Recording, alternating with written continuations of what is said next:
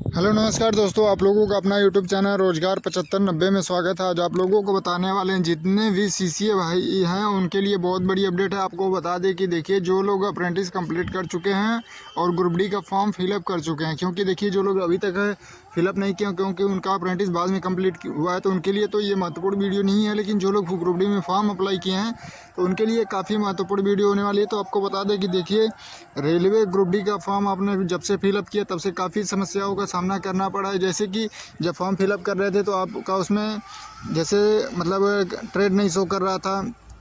फिर उसके बाद एक सिस्टम उसमें और आ गया कि जैसे कि आपका अप्रेंटिस का मार्क्स शो नहीं कर रहा था, तो उसमें आप लोगों को दिक्कत हो रही थी कि आपका मार्क्स सही पड़ा है या गलत पड़ा है। तो इस तरीके से मतलब स्टेप बाय स्टेप बहुत सारी समस्याओं का सामना आप लोगों को करना पड़ा। और इसी तरीके से अब जब से सब कुछ क्लियर हो गया है, फिर भी आप लोगों को एक कन्फ्यूजन है कि इतनी वैकेंसी कम है और कट ऑफ कितना जा सकता है, जोन वाइज कितना डाटा आएगा। तो जोन वाइज डाटा भी आ गया, फिर भी आप लोगों को कन्फ्यूजन है नॉन सीसीए को लेके। तो इन सभी चीज़ों को क्लियर करने वाले हैं। तो आप लोग वीडियो में लास्ट तक जरूर बने रहिएगा। चैनल पे पहली बार आए होंगे तो सब्सक्राइब जरूर कर लीजिएगा। रेलवे से जुड़ी सभी अपडेट आपको यहाँ पे देखने को मिलती रहती है। तो आइए आपको बताते हैं कि देखिए, जितने भी लोग अप्रेंटिस कंप्लीट कर चुके हैं और देखिए उनका कट ऑफ को लेके जो अप्रेंटिस छात्र हैं काफ़ी परेशान है, तो उसमें हमने आपको बता दिया है जोन वाइज आपका कितना कट ऑफ होगा। फिर 2-3 दिन पहले हमने परसेंटेज के हिसाब से भी बता दिया था कि आपका अगर इतना परसेंटेज है तो इतना क्वेश्चन कम से कम आपको करना होगा, चाहे किसी भी जोन से आप फॉर्म भरे हो, ठीक है। तो उसमें भी और भी कमेंट आ रहे हैं कि सर देखिए, हमारा इसमें तो आपने बता दिया है कि किसका कितना परसेंट है, तो उस हिसाब से हम तो इतना मार्क्स लाएंगे, लेकिन इसमें कैटेगरी का कोई आपने बताया नहीं कि ओबीसी एससी। तो देखिए, जो आपका सीसीए का जो बनता है मेरिट, उसमें हॉरिजेंटल बनता है ना कि वर्टिकल, ठीक है। तो हॉरिजेंटल में उसमें कैटेगरी का कोई मतलब नहीं होता है। आपको जितने सीटें हैं केवल और केवल उतने ही लोगों को चयनित किया जाएगा। और चाहे आप एक ही कैटेगरी से बिलोंग करते हो, सभी लोग एसटी से हों, सभी लोग ओबीसी से क्यों ना हो, उसमें कैटेगरी में सीटें डिवाइड नहीं होती हैं।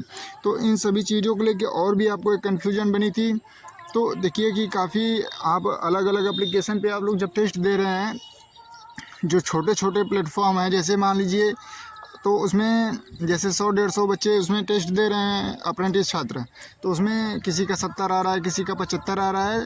तो काफ़ी लोगों का कहना है कि सर आपने तो बताया था कि 55 से 60 50 यही आपको करना है, इतना ही आपको 1/3 2/3 का कट ऑफ जाएगा, फिर इतना ज़्यादा आ रहा है तो फिर कैसे सिलेक्शन होगा। तो देखिए, आप किसी भी एग्ज़ाम में जाएंगे तो 2 4 10 लोग हर एग्ज़ाम में इतना नंबर लाते हैं। तो उसी तरीके से जो आप लोगों की अप्रेंटिसों की संख्या है और अप्रेंटिसों की जो सीटें हैं, जैसे मान लीजिए गोरखपुर में 200 सीटें हैं, प्रयागराज में 400 सीटें हैं, दिल्ली में 900 950 सीटें हैं। तो इस तरीके से उसमें से जो 900 950 सीटें हैं, तो ये मान के चलिए कि जो लोग बहुत ज़्यादा पढ़ने में अच्छे हैं और जैसे आप लोग देख पा रहे होंगे 70 75 72 नंबर ला रहे हैं, तो इस तरीके से इन लोगों के लिए 100 सीटें तो ये लोग अपना आप कवर कर लेंगे। लेकिन उसके बाद आप लोग जब देख रहे होंगे जिस भी प्लेटफॉर्म पे आप लोगों ने देखा होगा कि उसमें जब आपका नंबर शो कर रहा होगा, तो देखिए ऊपर तो आपने देखा होगा कि 70 75 जा रहा है।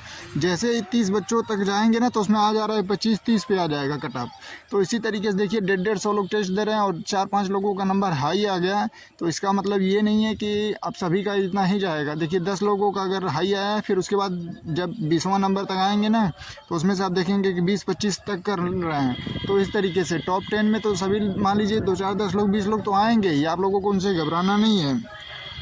और जो आपकी समस्या बनी हुई है कि जोन वाइज भी एक बार डाटा क्लियर हो जाता और परसेंटेज वाइज किस जोन में कितने परसेंटेज हैं किस स्टूडेंट के और कितने मार्क्स बन रहे हैं। तो देखिए, ये आप लोगों ने अलग अलग प्लेटफॉर्म पे अपना अपना टेस्ट देखे, सभी लोगों को पता होगा कि आपने अब तक 10-20-50 टेस्ट सभी लोगों ने दे लिया होगा। तो इससे आप लोगों को एवरेज एक पता हो गया होगा कि आपका 25 से 30 क्वेश्चन के बीच में आ रहा है, 30 से 35 आ रहा है और 40 से 45 आ रहा है। तो इस तरीके से आप लोग ज़रूर कमेंट करके बताइए। सभी लोगों को सर्वे के माध्यम से ही इस तरीके से पता चल पाएगा, क्योंकि आप लोग अलग अलग प्लेटफॉर्म पर टेस्ट देते हैं।